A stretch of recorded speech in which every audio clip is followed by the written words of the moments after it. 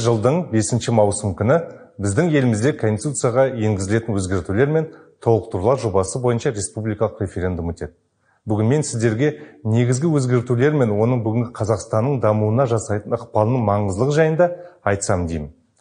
Ел Конституциясы 1995 жылдың 30 тамызында қабылданды. Осы уақыт аралығында негізгі заңға 4 рет түзетулер топтамасы енгізілді. Барлық өзгертулер мен толықтырулар ел парламенті арқылы мақұлданды. Дамудың жаңа кезеңіндегі алдында ауқымды саяси жаңғырту күтіп тұрған бүгінгі Қазақстан үшін конституциялық реформалар аса қажет. Конституцияның 1/3 бөлігіне өзгертулер енеді. Президент Қасым-Жомарт Тоқаев айтқандай, ата заңға енгізетін түзетулер еліміз үшін тағдыр шешті маңызға ие. Сондықтан Конституцияға енгізетін өзгерістер парламентте емес, тұңғыш рет республикалық референдум арқылы шешіледі.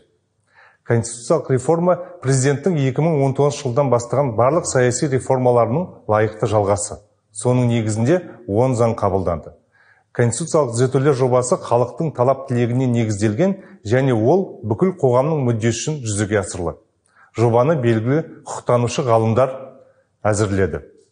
Сіздердің көпшілігіңізге Конституцияның ескі және жаңа редакциясының арасындағы айырмашылықты бірден байқау қиын болуы мүмкін. Сондықтан біз барлық өзгертулер мен толықтыруларды ірі 5 бағытқа бөлдік.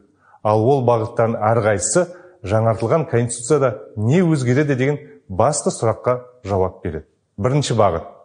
Суперпрезиденттік билік формасынан классикалық үлгідегі президенттік республикаға толықтай өтуді қамтамасыз етеді. Бұл қалай жүзеге асады? Біріншіден, президент өз өкілеттіктерін жүзеге асыру кезеңде ешқандай саяси партияға мүше болмайды.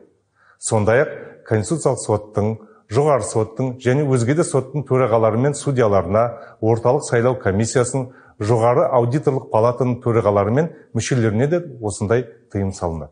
Түзетудің мақсаты саяси бәсекені арттыру және барлық саяси партияларды дамытуға бірдей жағдай жасау.